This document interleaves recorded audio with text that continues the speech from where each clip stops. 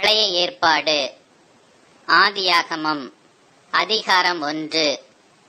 ஆதியிலே தேவன் வானத்தையும் பூமியையும் சிருஷ்டித்தார்.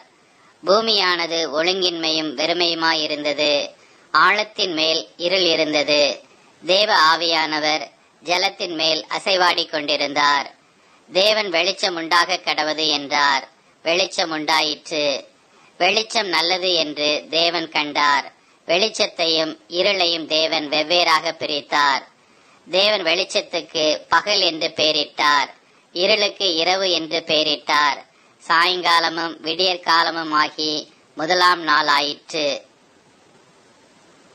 பின்பு தேவன் ஜலத்தின் மத்தியில் ஆகாய விரிவு உண்டாக கடவது என்றும் அது ஜலத்தினின்று ஜலத்தை பிரிக்க கடவது என்றும் சொன்னார். தேவன் ஆகாய விரிவை உண்டு பண்ணி ஆகாய விரிவுக்கு கீழே இருக்கிற ஜலத்திற்கும் ஆகாய விரிவுக்கு மேலே இருக்கிற ஜலத்திற்கும் பிரி உண்டாக்கினார். அது அப்படியே ஆயிற்று. தேவன் ஆகாய விரிவுக்கு வானம் என்று பெயரிட்டார்.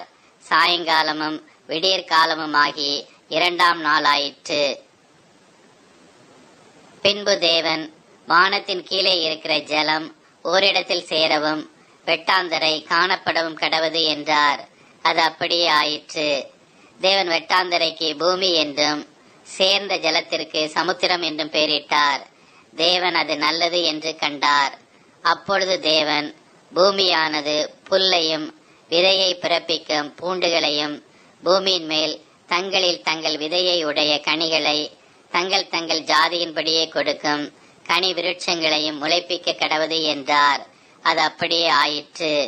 பூமியானது புல்லையும் தங்கள் ஜாதியின்படியே விதையை பிறப்பிக்கும் பூண்டுகளையும் தங்கள் தங்கள் ஜாதியின்படியே தங்களில் தங்கள் விதையை உடைய கனிகளை கொடுக்கும் விருட்சங்களை முளைப்பித்தது.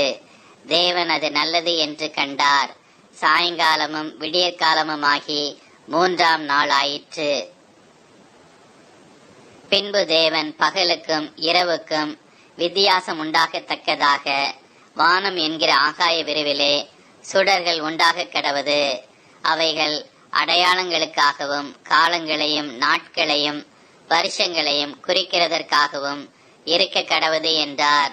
அவைகள் பூமியின் மேல் பிரகாசிக்கும்படிக்கு வானம் என்கிற ஆகாய விரிவிலே சுடர்களாய் இருக்க கடவது என்றார்.